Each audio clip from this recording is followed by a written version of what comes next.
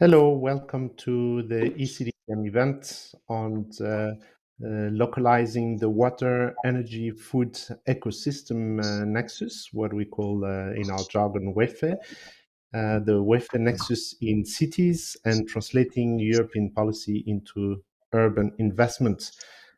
As you know, climate change is having a really big effect on the cities in particular, and in the Middle East and North Africa, this is really having drastic impact, including also on marginalized urban areas, which have in fact to cover a lot of the pressure due to climate change, and this has a lot of socioeconomic impact. This is particularly the case for women. That are also quite often the providers of water, energy, and waste systems, and that are often very often excluded from the decision making that is related to these issues and encounter many barriers. So it is important for women to also be included in these in the approaches that we are exercising for this to addressing this nexus. And it is quite important to address these tensions that might exist between the water, energy, and food and ecosystems because when we don't address them, this is creating a lot of also intercommunal tensions and political tensions. So in fact, there are rippling effects of this nexus. And as you know, we are all looking at normally in quite segmented manner to these different questions. So you have the water experts, the energy experts, the food experts, the investment experts, and so on. And trying to connect all these dimensions is often quite challenging. And when we do that, there's often also the tendency to look at that in the general level, at the country level, and not enough of what is the direct impact on communities and cities. So the purpose of our discussion today is to try to address these questions and to see how the European Union can also help in supporting this nexus and addressing in a more thought-through way the adaptation to climate change, which is unfortunately quite often also neglected. So we have a range of key experts who can address these questions, and we have a discussion which is going to be moderated today by my dear colleague Hanne Knappen. Hanne, the floor is yours. Okay, thank you, Sam, for this words of introduction. Good morning, everyone, for joining us for this webinar on the water, energy, food ecosystems nexus. We will indeed try to unpack this complex nexus and discuss entry points for the EU towards better integrated systems and ultimately to support climate resilience and adaptation. Now, let me start by introducing to you all our 5 guest speakers. We have first Belinda Bitri, who is co-founder and CEO of One World Sustainable Investments based in South Africa.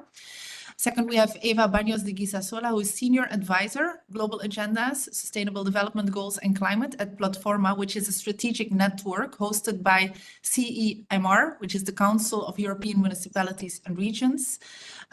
We have Hicham Bouziane, who is Director of Planning and Regional Development at the Council of the Tanger, Tetouan, Al Hoceima region in Morocco. Fourth, we have Julia Machi, Senior Urban Specialist and Lead for Europe and the Southern Mediterranean regions at UNOP Cities Alliance. And last but not least, Vittorio Capicci, who is Program Officer on Migration and Forced Displacement at the DG for International Partnerships at the European Commission. So welcome, everyone. Thank you for being here. Let me start by you, Belinda. We have spoken a lot before this webinar already about the work that you are doing on the WEFE Nexus, about the work that One World is doing in supporting the African Development Bank on developing a WEFE Nexus framework for Africa in a few and you're doing pilot studies in a few countries, including in Egypt. But of course, as you also state on the website, the WEFE Nexus model involves synergies and trade-offs. Now, let's start with the trade-offs. What are the immediate, or with the synergies rather, what are the immediate benefits and opportunities of adopting a WEFE Nexus approach in cities in Africa? Hannah, thank you, and greetings, colleagues. Very excited to be here. I also, in thinking about this webinar today, was thinking about the application of the thinking in cities. Because when I was thinking about your question around immediate opportunities and benefits, cities come to mind, whether this forum is about cities or not. And the reason they came to mind is that, and so I'll start with answering your question from an Africa sort of wide perspective, is that if you think about the impacts of climate change, one of the biggest impacts for African countries, many of them, is heat stress. And it's, you know, an issue that's getting growing focus in terms of how do you, I mean, there's even expertise out there now called heat stress experts in terms of looking at climate change responses. And the cities are the worst off in a heat stress situation, because you've got heat stress and the heat island effect that comes in a very built up environment that's densely populated. So one of the immediate opportunities for me is to thinking about the fact that for Africa, where we are still urbanizing at a rapid rate, and population growth, which has already happened in places like Asia, is happening, that densification in cities is growing. So from a broad perspective and a climate perspective, I think this is the perfect sort of conversation and opportunity. And of course, the climate change impacts like heat stress don't confine themselves to agriculture or to water or to energy. It all comes together, and what better place than in a city. So that's just a sort of broad brush. I think immediate opportunities and looking at, you know, trade-offs and synergies. One that immediately always comes to mind for me is that investments always come with transaction costs. And those transaction costs are very high. And they're usually very high both for the investor, let's say it's the European Union or Commission, or an European Investment Bank or an African Development Bank, the transaction costs are high. But for the investee, in other words, the beneficiary, they're also transaction costs, because they have to make the investments happen, dedicate resources, sometimes co-finance, etc. And so when you're looking at nexus investments, you're immediately broadening your transaction cost base across a range of sectors towards a common set of benefits. So you can actually optimize your transaction costs for your investments in that way and reduce them. And I think this is, you know, one of the other immediate opportunities is, you know, as Sanbila was saying at the introduction, that different experts look at the nexus in different ways. A water expert might talk about water-centric WEFE investments. I don't know what that is, but that's what happens. And I think it also helps us to think through what the role of water in the nexus is. You know, and for me, it's the common denominator. You can't have the different nexus sectors without it. You can't have the nexus without it. It's the interlocutor, in other words, the basis for dialogue. It's the economic and environmental enabler of nexus investments and nexus projects. And so it's a critical enabler. And so I think the thing around joined up investments and also that transaction cost base that gets spread is important. And so in nexus investments can both optimize and reduce those. I think there's some other really important benefits. One is thinking about impacts of investments.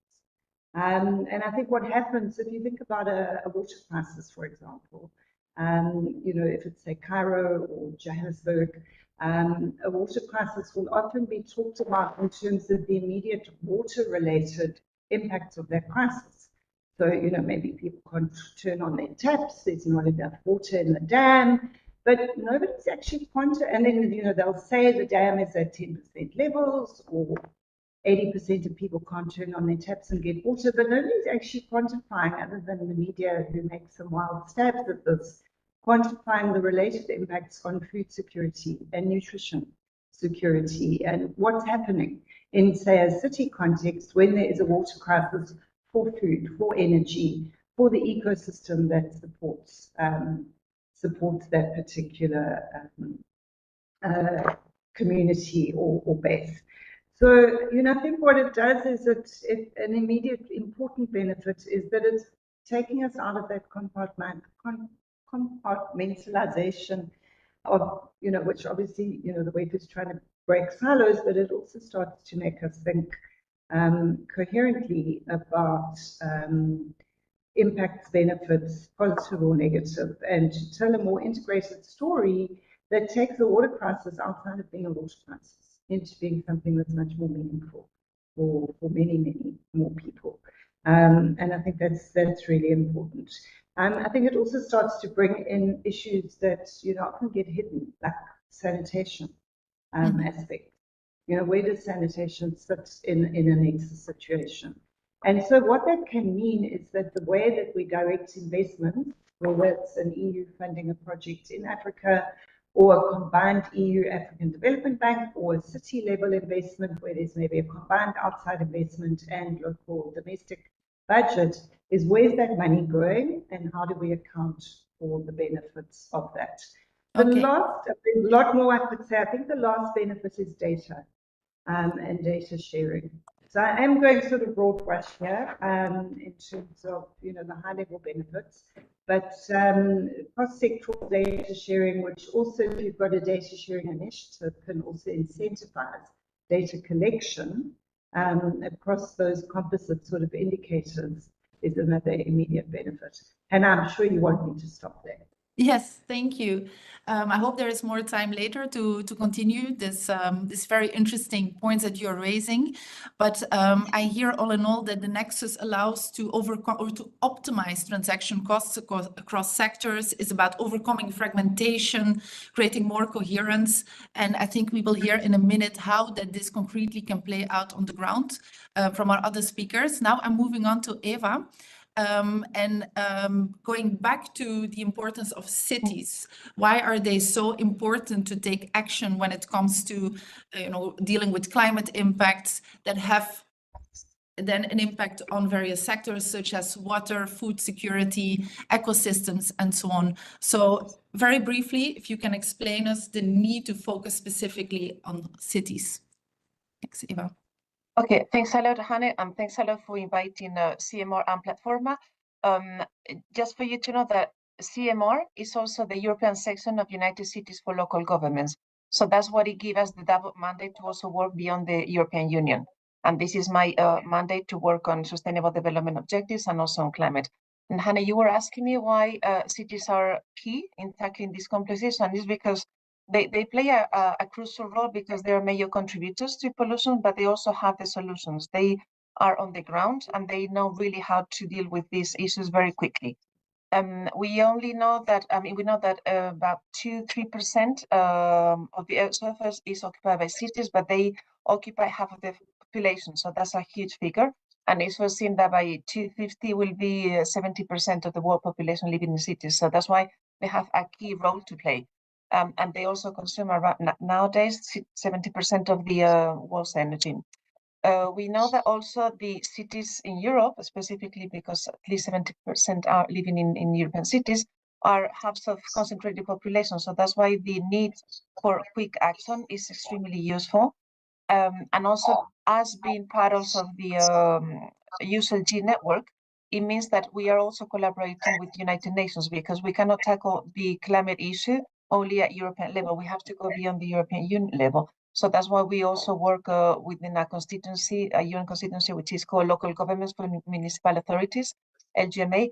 And this constituency allows to put all the cities worldwide together. So this is a very good way to work in partnership. And we've seen in the different calls that we've been participating, then the lobby that we do is really bearing fruit. And we have seen now in the last COP in Azerbaijan that cities were really speaking with one voice. Next COP will be hopefully the COP for the city. So we also have a key role to play there. So that's why we're now preparing the ground for this, because we cannot deal with this alone. And we have also seen that dealing with climate has enormous impact, on our lives, on our daily lives, and not only affecting the energy sector, but also the noise, the water, etc. So that's what I think that cities are important, because they have also a huge resource demand on the spot. They're also an opportunity for innovation, and they can also work in interconnected systems. And there are some good cases, and I wanted to, if I may, Hanne, to mention 2 examples from memberships. And one is Fons Mallorquí, which is based in Spain, and they have implemented a project in Bolivia, and is looking into a diagnosis and an action plan for sustainable access and efficient to energy sanitation. That's like a decentralized cooperation action, which has worked very well, and that also is helping to reduce the CO2 emissions. And there is also another example in Cape Town, which is also in South Africa, as a member of the Commonwealth Local Government Forum, which is one of our members. And they have also dealt with the water crisis and water management because of the climatic conditions. And they have also been suffering droughts for a long time. And they have installed in the city different systems like water conservation and recycling system, a renewable energy system with very concrete solutions, and also affecting the urban agriculture, because the WEFE Nexus is also looking into the food security aspect. So that's why by tackling the water scarcity problem, they have really managed to have this integrated system that is working well.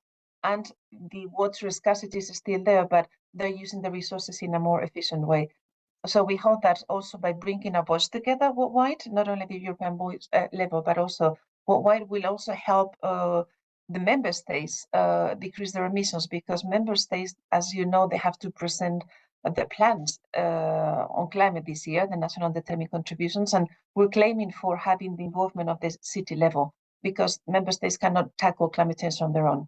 And if I may say it as well, we at CMO, we also organize trainings, training academies for politicians, and we're organizing one in March dealing exactly with this topic of the conference about water and climate aspects. So I'll be happy to also invite you to speak there of the relevance of this nexus. Thank you very much, Anna. Great. Thank you, Eva, also for sharing some concrete examples. Now we're moving on to Hisham. We are very happy to have you, Hisham, here on our panel, because you can share more about the work that you're doing on the WEFE Nexus in Moroccan cities.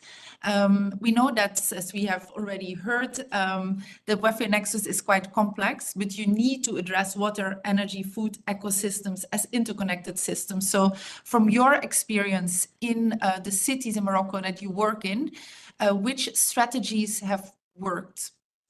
Can you give us an example? Thank you. Thank you. Good morning, everyone. I'm very happy to participate with this webinar.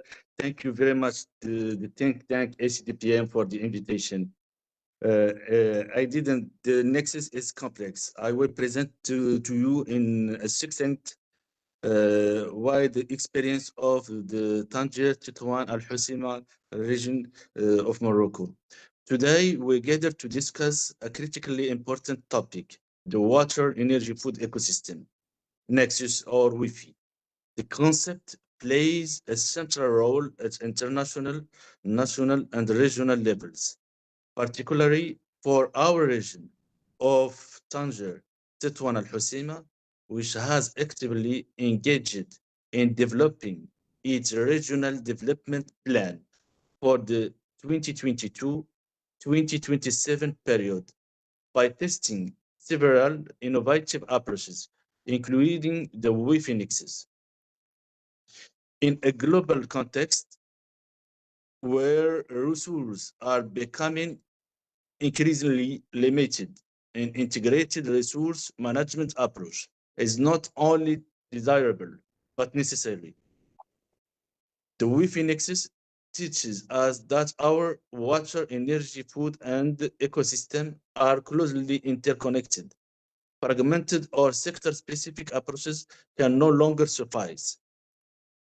Our region has undertaken several initiatives to promote this approach by organizing the first international edition of the Nexus in Morocco, in Tangier, where highlighted the limitation of independent sectoral interventions and gathered valuable recommendations.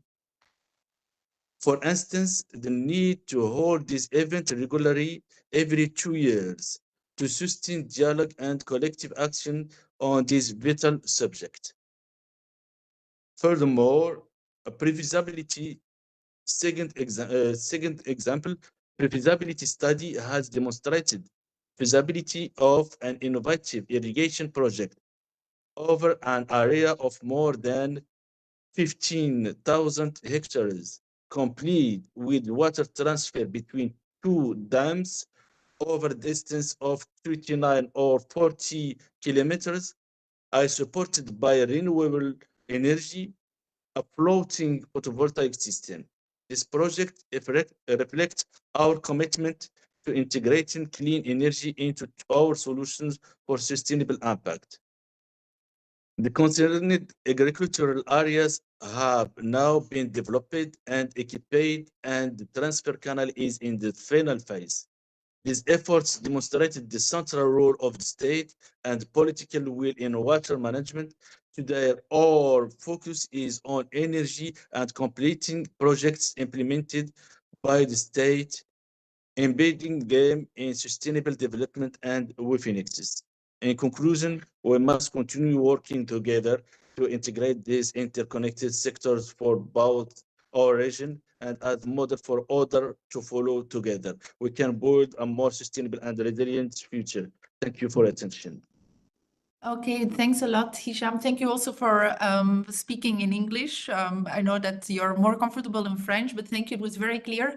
Yeah, glad to hear about this this dialogue that you're organizing that you organized in Tangier 2 years ago. I believe that the next one will be early February again. So it's very good to hear about these initiatives specifically on the nexus in Morocco. Now, moving on to Julien, working for Cities Alliance. We have also spoken a lot about the work that you're doing specifically on inclusive and gender-sensitive adaptation action in cities in North Africa, in the Middle East. So you do a lot of on-the-ground implementation of projects close to people. Can you give us a concrete example of a project that you are doing, so related to inclusive climate resilience action? Thanks. Thank you, Anne, and good morning to everyone. So I think, as San at the beginning said, I think one critical dimension of this is how climate change affects women, and women often bear a burden of care which is increasing during climate shocks or climate event. So in our approach, we always try to focus on climate adaptation that also includes and empowers women. And you asked me for an example. I can share with you a small project, but I think it's quite impactful that we are conducting right now in Kairouan, in Tunisia.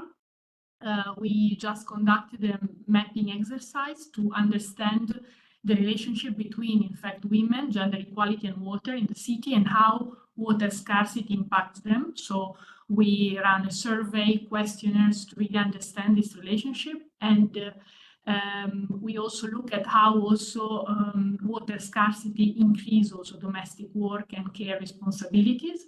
And through this participatory process, women identified, in fact, a traditional but also forgotten system of water collection, which is called measure. And it was a system to collect rainwater and to filter it, and then the water could be used, in fact, over the year. And this measure existed in every home, but then was not used or was not maintained after, of course, the connection with the public water system. But the measure, I think, could still provide, in fact, an effective climate adaptation solution. And we started then to map the existing measure in the different houses, the ones that are working, the ones that are not working. We are training women on how to use them, and we also support them in applying for public grant to restore private measure in their home. But we are also working with the municipalities, so with the local authorities, to create collective measure. So the measures normally are private, but can also be created collective ones that can also provide water to public gardens. So we can also somehow, it's a kind of WEFE, mini wide WEFE project, because connects ecosystem and water. And this will help also reduce the reliance on the water, public water supply. I think it's also important to mention that the data that we collected and also the testimonies of women that we gathered are also being used to inform local adaptation plans and also raise awareness with other cities in Tunisia. And now also other cities, like for example, Tunis, where we are also working with other projects, are starting initiatives to explore also these ancient methods of water management. So I believe that the key to address these challenges lies also in data collection, so diagnostic work, rediscovering also local knowledge, and working with municipality. Municipality needs to be in the lead of the projects. We are there to support. And they are key actors, in fact, to then implementing sustainable solutions. Okay, yeah, that was a very good overview. So I hear it's about data collection, but it's also about bringing in or going back to traditional methods, in this case for water harvesting and water use, and working closely with local authorities. So now moving on to Vittorio. Vittorio works on migration and forced displacement, and it may seem on first sight that the work you're doing is disconnected from the discussion we are having today, but it is absolutely not. On the contrary. So we have invited you specifically because you have experience working with integrated approaches to migration issues, in this case, in sub-Saharan Africa. And also how working on facilitating cross-sectoral collaboration. So it's definitely in our interest to understand how this works now at the EU side, how you're dealing with integrated, interconnected systems, how we can learn from this experience also for the WEFE nexus issues. So thanks, Vittorio. Thanks a lot, Anne, and all the fellow panelists for this very timely and interesting discussion, and good morning to all the listeners. Yeah, indeed, even if the discussion mainly focused on the MENA region, I think that there is important experiences that we can share as INPA working in Sub-Saharan Africa. I specifically work in the regional unit for Sub-Saharan Africa in DG INPA. And we think that the EU, as with other donors, certainly has a key role to play to facilitate the cross-sectoral collaboration that you mentioned. And I think that we still have a lot of work to do to be able to work alongside other partners to support these kind of efforts.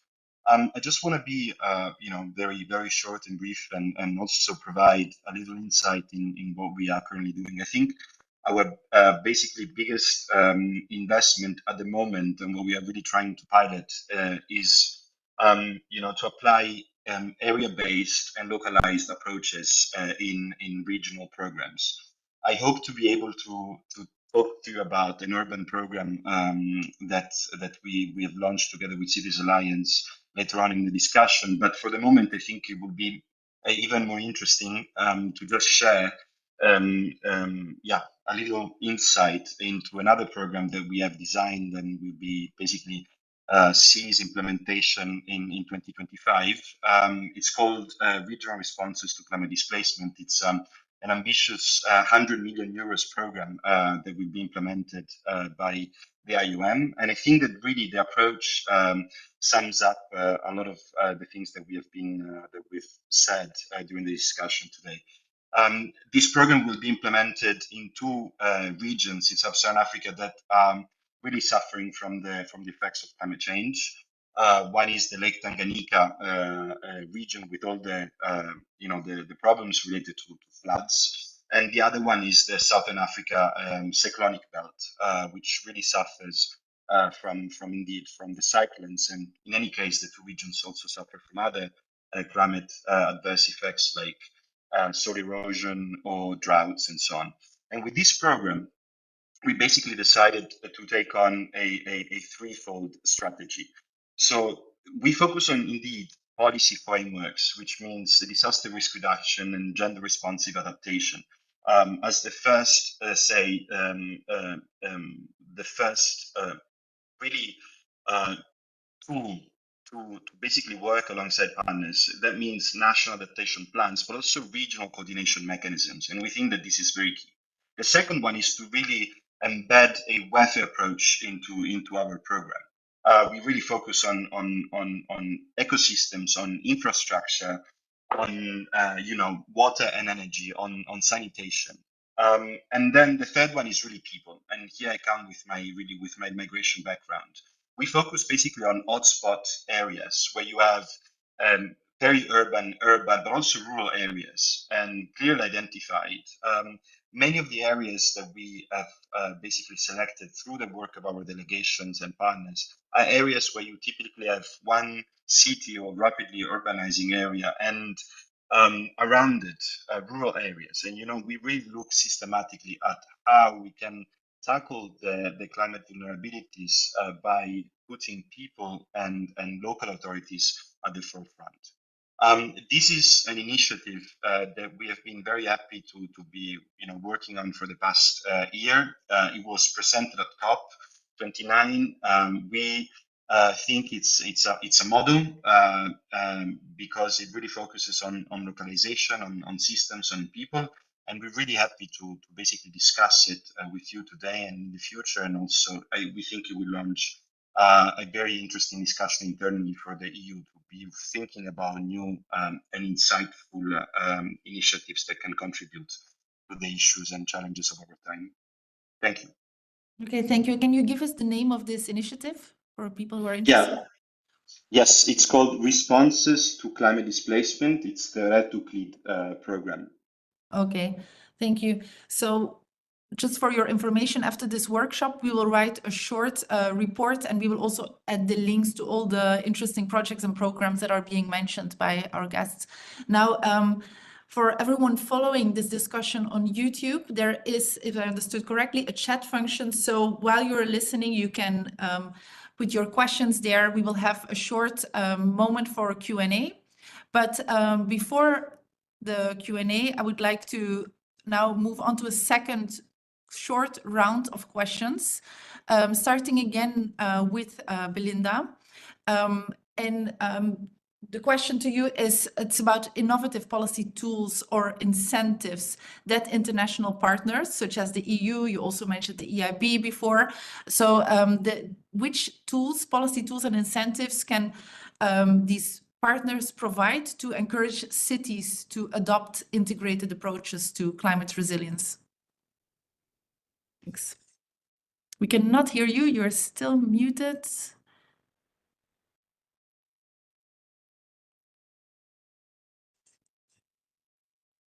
Let's see if Belinda can unmute herself, or it's something that we can do on our side. Not sure. Okay, yes. Okay, I think we're good. Sorry, Hannah. Very good question, because one of the biggest, or the biggest challenge, which we're talking about with the nexus, is its implementation, effective, requires a sort of transformational change of almost seismic proportions, right? I mean, we're moving from a silo-based mentality through to a level of integration that's critical. And so I thought about this policy and tools question in that regard. Can you get rid of that?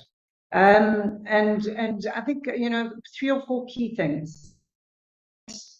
And this is something we're doing for the African Development Bank at the moment, is developing a clear investment framework that encompasses clear criteria, indicators for measuring performance across the nexus, perhaps even scenario modeling, data sharing initiatives, and financial models that sort of typology of financial models that could be aligned with different investment projects across the nexus, and also different enabling environments, because the pace of change will vary in terms of that transformational change point that I was making earlier.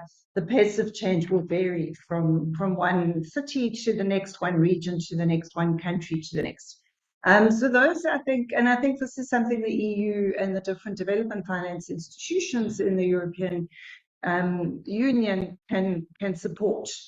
With that, maybe it sounds like a little bit of a criticism here, but I think that for African countries in particular, and maybe our Moroccan colleague can comment on this as well, is we need flexible regulatory frameworks and a flexible approach to what is required. So although in the investment framework, I'm talking about clear criteria, etc., and indicators, there also needs to be a level of flexibility to address, where different countries in Africa are and where different cities are.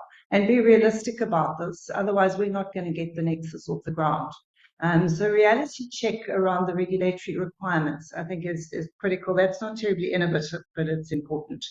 I also think we need case studies that demonstrate success. And I think it would be really, really cool and useful if a player, development finance institution would be a particularly good example that could do this, is to develop case studies iteratively over time. Because you're not just going to have a WEFE Nexus project off the bat. You need an enabling environment, you need institutional arrangements, you need data sharing, all the issues we've talked about today. And so these things will gradually grow and improve over time, and I think you want to be able to track the trade-offs and synergies over time as you strengthen different aspects. So I think some iterative sort of case studies that show emerging best practice and some tangible results around how you measure trade-offs are important. And obviously with that, you need clear indicators that are measurable. I think my last point is around performance-based investments, which, the investment community try and do. So investments that are use different type of mechanisms. It could be grants, it could be debt finance, it could be combined.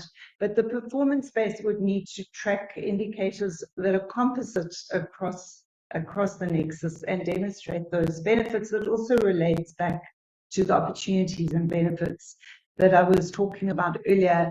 And I think my very last point, and it's the thought that actually came to mind as various speakers were talking earlier, is I'm just wondering around the role of a sort of rewards kind of program to stimulate nexus investments and actually give an incentive. So an initial incentive that can grow, an initial investment that can grow as the city or country or whatever it is performs better.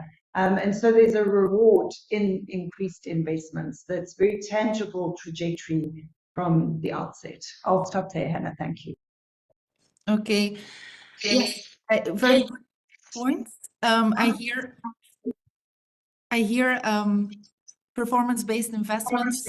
I really like this idea of a reward system for good practices to incentivize investors, among others.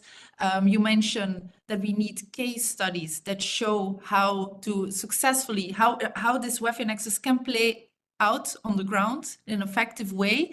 And this is a good bridge to the second question for Eva, because we are really looking for success stories or case studies of cities in Europe, for example, where implementing a WEFE nexus has worked, even though there may be challenges, and what can be the lessons for cities in North Africa, in the Middle East, for example. You mentioned a few already when I asked you the previous question, but if you can elaborate a bit on very practically what can work. Yes, thanks. Okay, thanks, Anne. Yes, as I mentioned earlier, the cities play a crucial role in combating climate change, and I also want to mention the example of the Covenant of Mayors. And as you may know, this is a crucial initiative for cities. It started in Europe with the Covenant of Mayors Europe, and it was so successful that now it has gone worldwide. And there was we coordinated the Covenant of Mayors in Sub-Saharan Africa as CMR, and it proved to be really a successful story, a successful project, but also in terms of learning. We have also seen in the Sustainable Development Goals agenda that we are still lagging behind the implementation. We have the 2030 year as a milestone, and only 70% of these SDGs are really good on track. So there's something we're not doing right.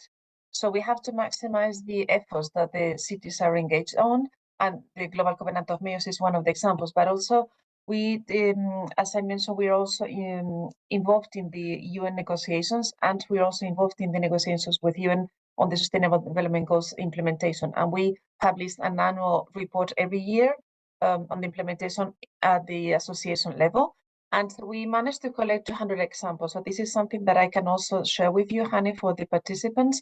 And I tried to select a couple of examples from these big annex that we collected. And one of them is from NALAS, is the National Association of Local Authorities for Southeast Europe.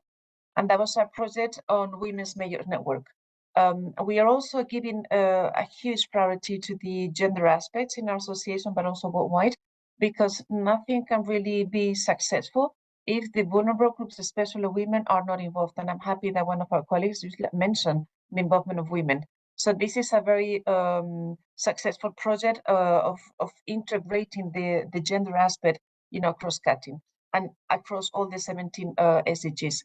Then also in France, Cités Unies France, which is another of our members, they have offered a tool to all the local governments in France that are taking part in this cross-sector climate mission. So this is a way for involving all the departments at the city level, not only to work on climate, but to work in all sectors, but in a more coordinated way. And this is this climate mission aspect is something that is working now for a few years. And this is also a tool for more responsible decentralized cooperation. This is also some of the core business of Platforma to work on the centralized cooperation. We have seen this in Africa, where we have a special focus also in Latin America, where the centralization of the actions really proves very positive. The government cannot really take everything on board and other responsibilities. So we encourage this decentralized cooperation, but also with a common starting point. So we know the background, we know what is starting point, and then the European cities really engage on this decentralized cooperation with other cities worldwide. And then there's another example in Barcelona Provincial Council, DIVA, and they have been working on they call Renewable 230, and it's a transformative project that is aiming at bringing renewable energies and energy communities together in the municipalities of the province of Barcelona. And this is also helping to decarbonize the societies. This is a huge problem. And if we want to also cope with the decarbonization targets at the European level, we need to start at the city level and also replicate those good examples outside the European Union. And then another example is also in Spain, and it's a project of the Mallorcan Funds for Solidarity and Cooperation, and they financed 7 projects in Morocco, Nicaragua in the past year, using SDG 1 as the core SDG. And this also helped improve the food security for the vulnerable rural population and also linked to the COVID consequences. And that has resulted in a really food production that has never been seen before. So this is really a good collaboration also on the centralized cooperation level that has proven very positive. And then I would have another 200 examples to share with, but I can also share the link with you. And then we do this exercise of assessing what is the implementation of the SDGs at association level. But the good thing is that in our findings of this report is that we see that there's much more awareness over the SDGs implementation is at the city level, also the citizens, because you cannot really make any progress at city level if the citizens are not involved. So that's why this is also an improvement there. But there's also a gap between the national governments and the city and the local level. We are also encouraging our members to establish more contacts and more dialogue with the national governments, but this is also a plea that we're doing at European Union level and also at international level. Cities are willing to help, and cities have not enough resources, but have some resources, but there's also a need for a more regular dialogue. So we don't want just an adult dialogue to participate in different summits. We just want a permanent, a regular dialogue where we can assess the problem on the ground, and where we can also offer solutions, and where we can work together, and then the results are obvious. And we've seen very positive, good results where the national government was with the city government. Thank you very much. Okay, I hear that decentralized cooperation, involvement of citizens is key. We heard also earlier from Julia the work that they are doing on participatory approaches in Tunisia, so that these ways of working are key to address the WEFE nexus. I'm moving on now to Hisham. So very concrete question, what would be your advice to the EU? We know that the EU is very active and very present in Morocco. What would be your advice if they want to support the WEFE nexus in Moroccan cities? What should be, for example, the top 3 priorities for the EU? Thanks. I would like to share with you the advancement of our project, the Local Energy Climate Services, SLEC. This project co-financed by the European Union at 85%. Embodies our strategic vision for sustainable development through the creation of 8 eco-efficient building, these infrastructures will serve as pivotal hubs for sustainable development, especially concerning energy and building themes. Our objective is to make this SLEC center catalyst for awareness and information for all local stakeholders. Based on an in-depth benchmark, we have decided that the SLEC should not be limited to a single topic. They are well positioned to address various issues such as the WEFE nexus, emphasizing the integration of water, energy, food, and ecosystem.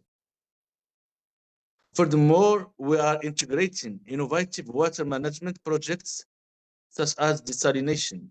A desalination plant is already operational in Al Hoceima city, and a second one is under study in Tangier.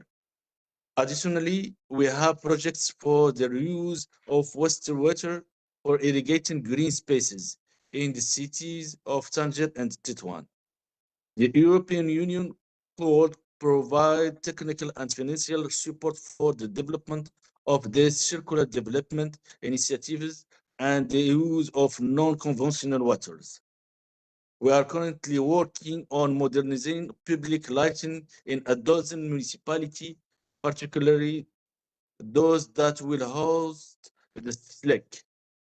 This initiative is part of a series of actions aimed at improving energy efficiency and reducing our carbon footprint. In parallel, we are exploring the conversion of industrial areas into eco-industrial parks through reinforcing our commitment to sustainable industry.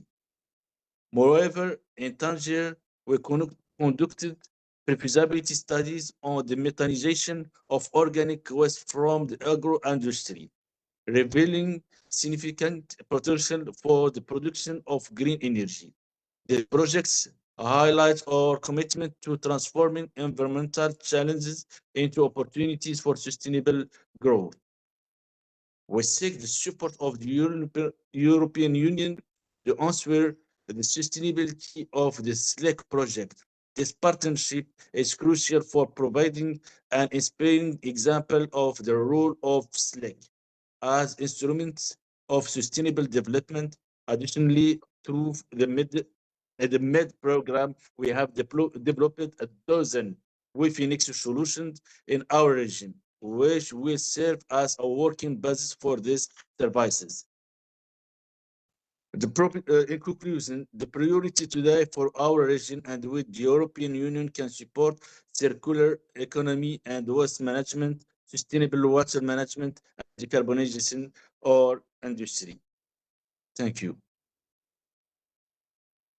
Okay, we can also share the link afterwards to the Slack project that you mentioned. I hear that what is most welcome based on the work that you are doing, from your perspective, is technical assistance from the EU to work on circular economies, wastewater management, and so on. So now moving on to Julia. Very concrete question here. In your experience working with cities in the Southern Mediterranean region, what are the current challenges that cities and the communities within these cities have in adapting to climate change? Yeah, thank you, Anne. I think when I hear also this presentation, of course, I think we have to also take into account that we are also working with secondary cities, small cities also in the remote place. So it's fantastic what the region of Tangier is doing. But I think the reality in other places is very different in the region. And also when we talk about multi-sectoral approach, WEFE nexus, how then to translate this at the local level is really the question. Because we are working in cities where there is really limited annual budget, there are a small technical team, they have to cover everything. So they are really under a pressure. They need technical support, they need funding to then implement also solutions. One thing is to develop plans and strategy, and one thing is really then to implement solution on the ground. And especially because in the region, we look at North Africa and Middle East, there are also ongoing conflict. There is also a trend towards decentralization of power. So this is a challenge, in fact, also for municipalities when they have, in fact, to respond to the needs. There is urbanization connected also with conflicts and climate change, as also Vittorio mentioned, the link with climate and migration towards secondary cities, in fact.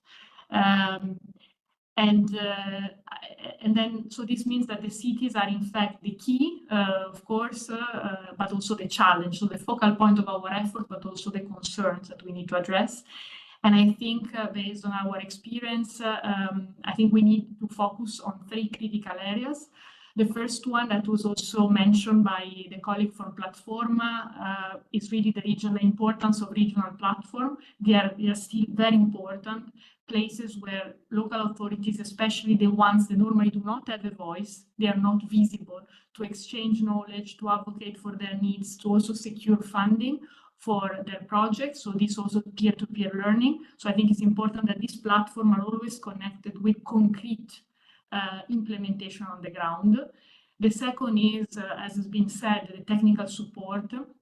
I think cities need technical expertise to design, but especially to implement effective climate adaptation strategies. I look also at procurement process to improve also the public procurement process, to include also an inclusivity approach, a sustainable approach into that. And also support in developing, in fact, multi-sectorial project is really time consuming to connect, to understand and to connect water, energy, food ecosystem nexus, to understand it and then to implement. So it's really about governance, putting also different sectors together, facilitate this dialogue even within a municipality. Sometimes is really difficult. And the other one, it is really targeted funding. There is a urgent need for direct funding to municipality and local governments for climate adaptation, and ideally grants that possibly are also designed for the purpose, so linked to climate adaptation.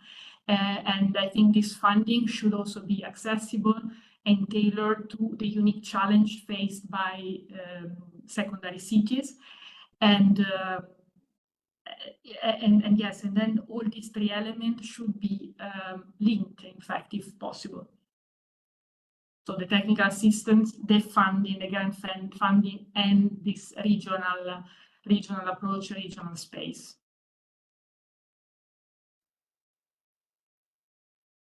Okay, yeah.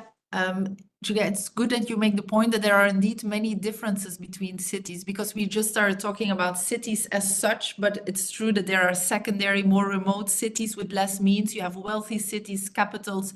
So dealing with integrated approaches depends also on the city you're working in. And you're rightly making the point that it's often about governance and understanding the politics behind who is dealing with the water, energy, food, ecosystems, and so on, where do the priorities lay, the power relations, and so on. So this is a really important but also very complex issue when implementing nexus approaches. Now, I have a last question for Vittorio. It's about the EU funding instruments. We have, for example, everyone knows the Global Gateway Initiative. What role do these type of instruments play in advancing integrated and inclusive urban adaptation investments, and how can they be optimized? Thanks. Thanks a lot, Hanne. And I think this is a very important question, and it's a very complex one to tackle. And I still think that, as Julia says, really, and as you just said, a city is not a monolith, and we have different kinds of cities in different regions. And I think Julia said rightly that although you have some good examples, there is still really a long way to go. For me, a key starting point is really localization. Localization. We really need, for a strategy like a Global Gateway to basically really try and localize the investments that we make. And especially when talking about urban adaptation strategies, this is somehow it becomes almost obvious, and yet we are not there yet. So I think as European Commission, we really need to try and do more on that front. And I think that we need to really work on integrated approaches between regions, because at the end of the day, the issue of mobility, which is the one I work on the most, is one that really links regions together. And when you talk about climate issues in cities and risks, you talk about urban heat, sea level rise, extreme rainfall, and flooding.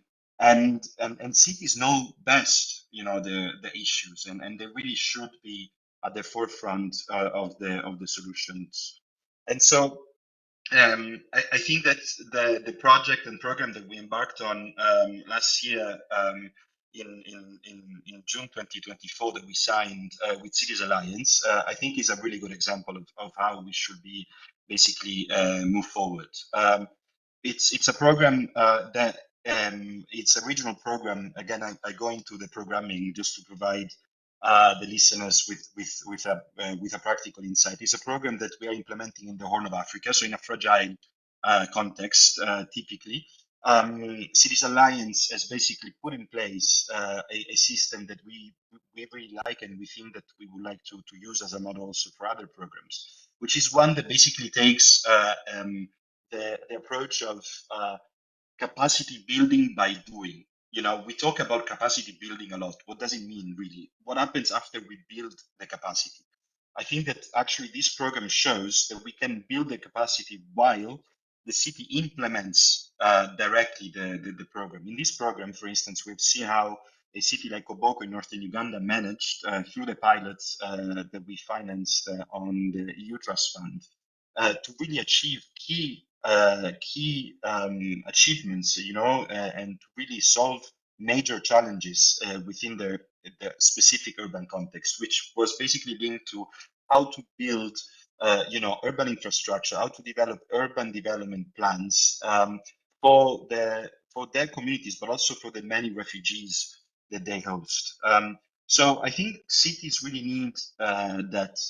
They really need localized models. They need to be able to implement through grants, because at the end of the day, a city that is able to manage grants is a city that is able to attract private investment.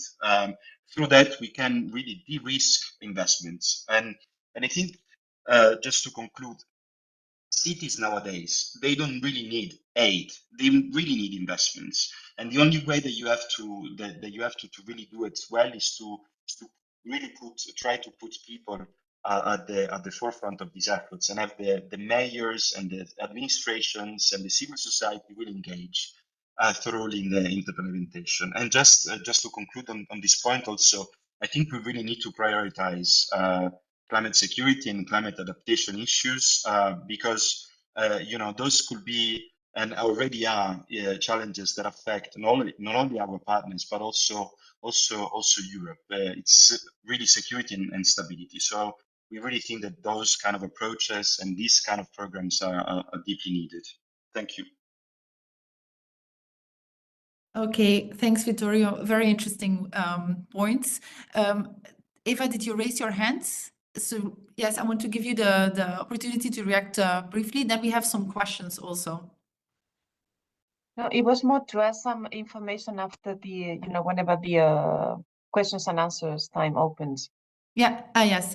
So I think I was told that there were some issues with the chat function on YouTube, but I'm being sent some of the questions via another way. So I have a first question. It's for Belinda, and I'm going to read the question. So given the successful and impactful engagement with the African Development Bank on an investment framework, are there examples of similar engagement with other MDBs?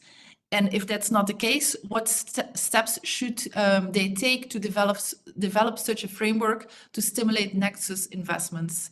And also, is there any publicly available documentation that we can also share then after the webinar? So it's about examples of similar engagement with MDBs. Yes, you can respond directly. I'm in the meantime collecting some other questions. You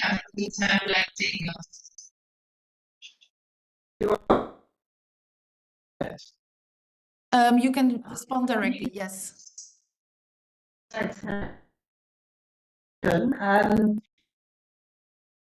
Look, I'm sure development banks, I do know, say earlier, for example, is moving very this type investment. So certainly here in Africa, so far as that are not nexus, they don't want based investments itself, and then say, and I'm sure banks that are also engaging more and more, you know, across different regions in Europe. Bank often works very closely, investment banks with the European. But I think in terms of moving to, in a way, you know, and stimulating these kinds of engagements, the necessary conditions of success need to be in place. And so the mindset, the thinking, the criteria, the indicators, and the performance-based and rewards-based systems. And I definitely think we need to, you know, in terms of what could stimulate further engagements, I think we've got to move, you know, very mindfully and intentionally towards more positive language. I mean, there are articles, for example, not around the nexus, but, you know, that Africa's development has never been so further behind the rest of the world as it is at the moment. And it's measured against infrastructure development, you know, resource scarcity and availability. It's against a whole lot of measures. I don't think that's an incentive to get African countries, in this example, to participate in a meaningful way. If you, for example, say to countries, you know, go and collect X, Y, and Z data, because data is always an issue, and it's even a bigger issue in a nexus situation. Why, you know, what's the incentive for them to collect the data? What you're actually saying is you don't have good data. What you want to say is here's a good data sharing initiative that in turn would drive and incentivize the collection of data. So I guess I'm certainly my head has moved very much towards a positive outcomes-based approach, framing everything around that positive outcome, and focusing on those benefits of, as we were talking about at the beginning of this conversation, about the benefits of nexus-based investments. And I think that needs to become part of the dialogue between the investor and, I don't think there is such a word, but still, the investee, in other words, the beneficiary, that's working towards the same objectives.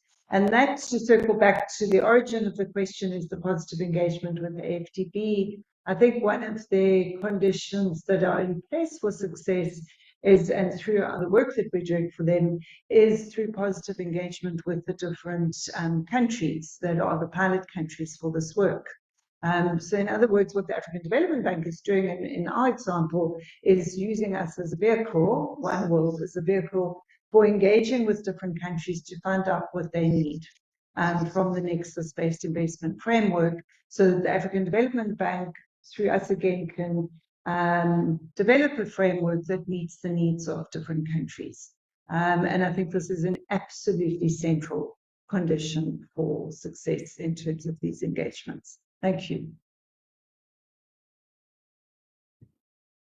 Okay, thank you. And there was also part of this question was whether there is available information on this kind of framework that could be used and applied for other entities or in other situations.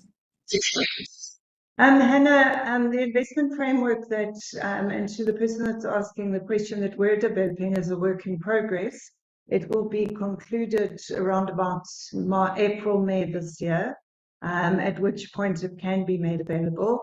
And Hannah, through you and ECPDM, the organisers of this event, we can also make other useful tools available. The information, I will say now, I mean, we've been struggling with this project in the sense that obviously, data is always an issue. I'm not going to go on about that. But the tools and frameworks that I think need to be in place are lacking. And they're lacking in depth. So there's lots of talk about the nexus and what it is, but there's not enough specificity around how to implement. So we try and address that through the investment framework. And I think my overarching caveat, and this was why one of my earlier messages to the European Union in terms of what you need to do is support the development of much more specific frameworks and tools and information, the case studies, etc.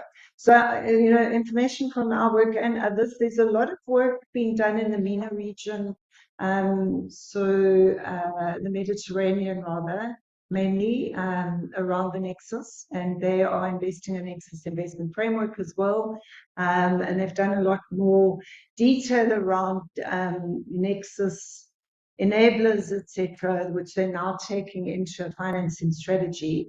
But I would say that they're probably also very advanced in this regard.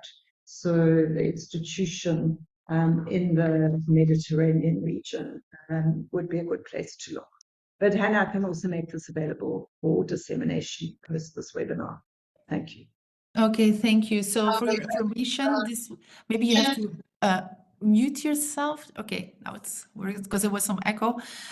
This was a question from Adriana Kokornik-Mina, who works for World Resources Institute, just in case she would like to follow up with you, you know, who asked the question. Another question is from our ECDPM colleague, Cecilia D'Alessandro, who works on climate and food systems. And it's so because we spoke a lot about cities, that was the main focus of today's discussion, but how about implementing a WEFE nexus across regions, so cross-border, when you are dealing, for example, with transboundary water basins, and when questions come up about using this water for energy generation or for food production, so what then can be synergies and trade-offs.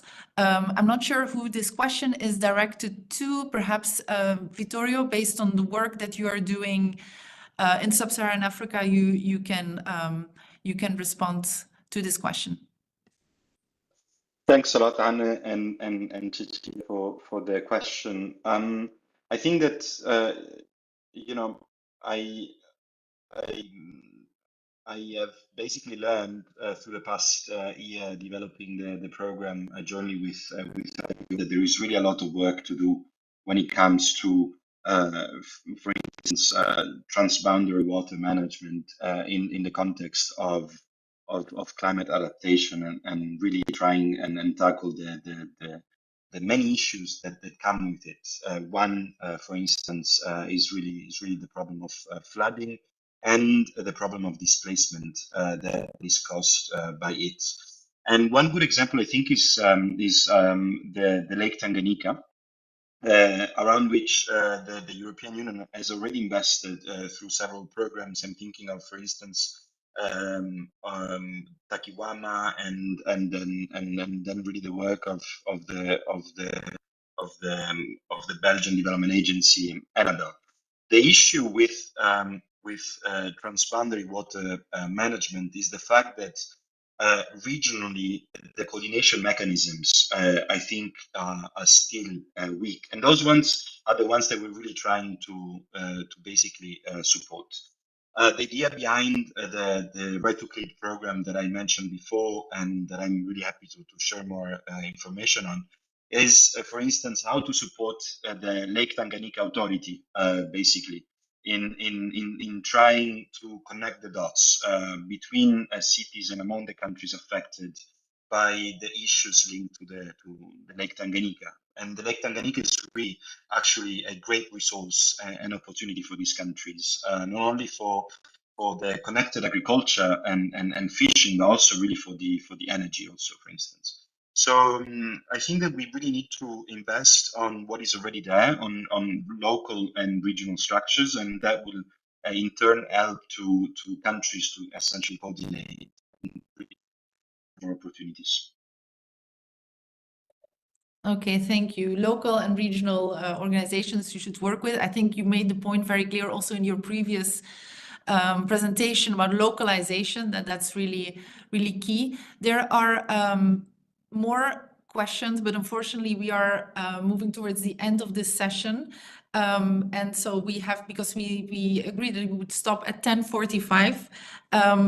But so I want to thank all our experts, Belinda, Eva, Hisham, Julia, and Vittorio, for sharing your views. It was short, but it was the start of more discussions on the WEFE Nexus throughout 2025.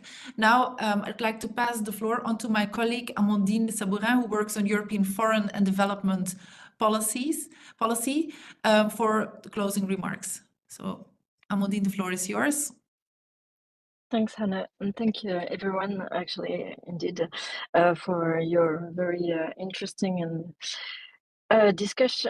contributions to this very key discussion this morning.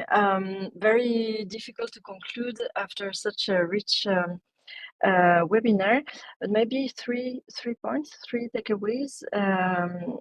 First, we all agree on the necessity to focus on adaptation. And even if it still needs to be maybe showcased, and you repeated the need to conduct case studies, to provide more data, etc., for which is the first point I would note. The second point is the need for an integrated approach. It reduces the transaction costs of investments. It also create and contribute to create an enabling environment. It ensures coherence at various levels of governance, etc. And it reinforces the capacity and the accountability of cities and local governments. So working in an integrated approach, in a nexus approach, is key. And then they need to focus on at the local level. And you showed that the cities are key players to implement such an integrated approach. One point that was key as well for me is the need to connect the cities and the regions. That was just on which Vittorio just came back. So that in a very quick way, I would say those 3 points would be my takeaways for this morning. Okay, thanks a lot, Amandine, for also being brief and to the point.